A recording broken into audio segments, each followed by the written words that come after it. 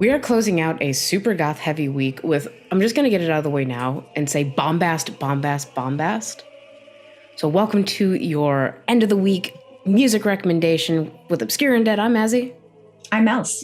And this time it is Lucida Fila, who is a goth rock band from Mexico City. So you know it's going to be good. Yeah. But the album is called Screams of the Damned. It was an 11-track album that came out on July. Well, when did it come out?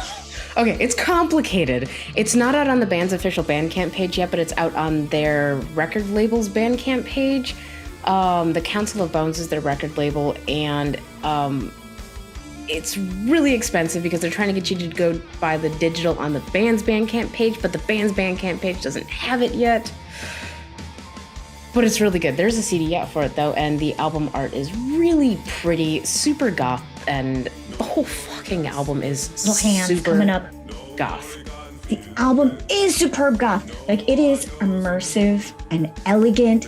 It has these, like, dynamic, powerful choruses. Mm-hmm. And, oh, my God, the vocals are so beautiful and engaging. And you've got your, like, guitar riffs. Super fun, repeatable album. Yes, and every track on this album, even the long ones that are misplaced, are really, really, really good. So one song that I really enjoyed was track 3, The Whore of Babylon, which just had these really cool organ sounds. It was sparse in places, it swelled in others. It was so fucking goth rock. And that's the way I felt about Aradia, which was right in front of it. Actually, Aradia and the Whore of Babylon together kind of worked as a pair for this mood. I agree. Those beautiful deep vocals, which I'm such a sucker for. It sounded more like UK German goth rock style. At this point of the album, I do absolutely agree. At that point, yeah. So that's what I thought about those two songs. And it also had that kind of like mid-90s like goth dark wave vein a little bit. Inspired like Angels of Liberty or Das Funas. Angels of Liberty was exactly who I was thinking. I was thinking that if the band was still around, they would be standing Lucida Fila so hard. Oh my God, sharing a stage. Yeah. Or a tour. Mm-hmm. But then you get to track 4, Crystal Virgin, which started with this slow funerary vibe, and I feel like it's in this part of the album that we're really starting to hear a lot of like that Spanish goth rock, like Mexican goth rock specifically, sort of like move to the forefront. So we had like church choral vibes, like Franciscan monks chanting. In the beginning was so great, and I really liked the emphasis on that like wailing guitar. The guitar solos were like brought to the front. Oh, when it just explodes into spooky.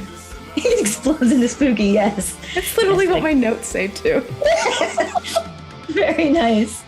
No, this is the kind of goth rock song that, you know, you listen to it and you're just like, oh my God, I want to dance. And so, you know, you've got 11 songs on the album, and most of them give you that kind of energy.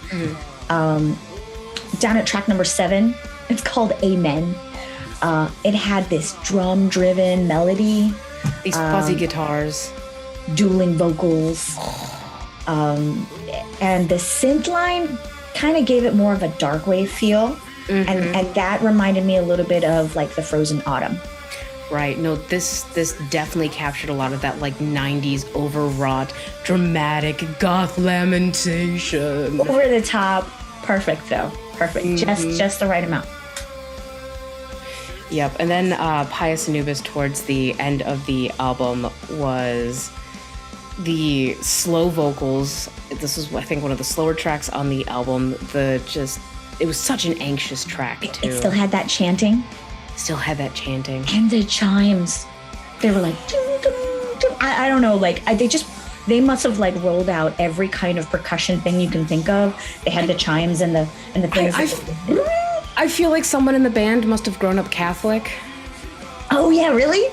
And they were playing around in the back room with like the organs and all this stuff. Yeah, I feel like that must be it. Pull like, out a triangle. All of those church sounds, a lot of those just like ritualistic Catholicism. I don't want to say bullshit and disrespect anyone, but like things translated into goth rock. This is just pure goth rock through and through. And I feel like we haven't heard something that is so straightforward, well done, interesting, and like compelling goth rock through and through at this level in, I want to say maybe years. Well, we have to an extent because we have stuff like Black Angel and it all comes from like different countries. Right. But I haven't heard like Mexican like this in a while.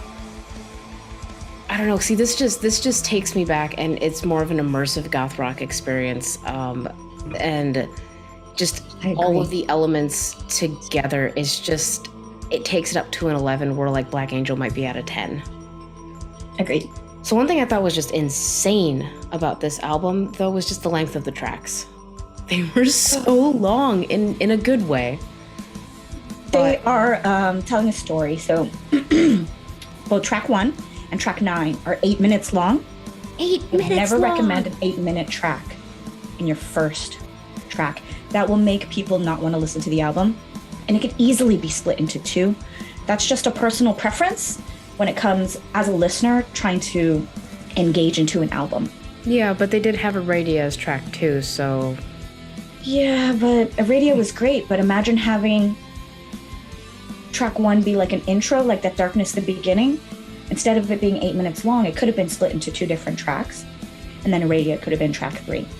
And you would have had 3 great tracks almost completely at the beginning of your album. Yeah, we have crazy strong opinions about track ordering.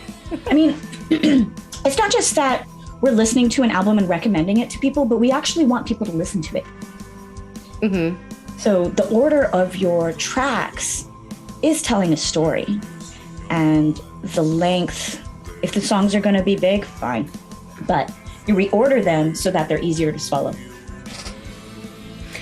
Right. But I did like the length on a lot of the tracks. It made a lot of sense with the vibe that they were going for. Like Souls of the Night, Pious Anubis, Crystal Virgin, all of these are longer tracks and they are fabulous.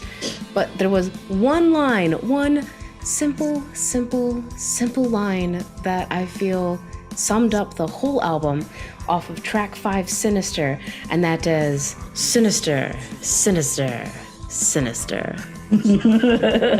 Great lyrics. All right. So my last thoughts are very short and sweet. Sometimes it's good to leave the world behind for a while and just be by yourself for a little bit. That's it.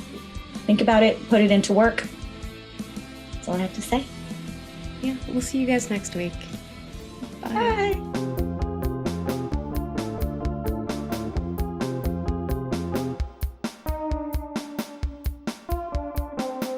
This ignorance of consciousness, despair.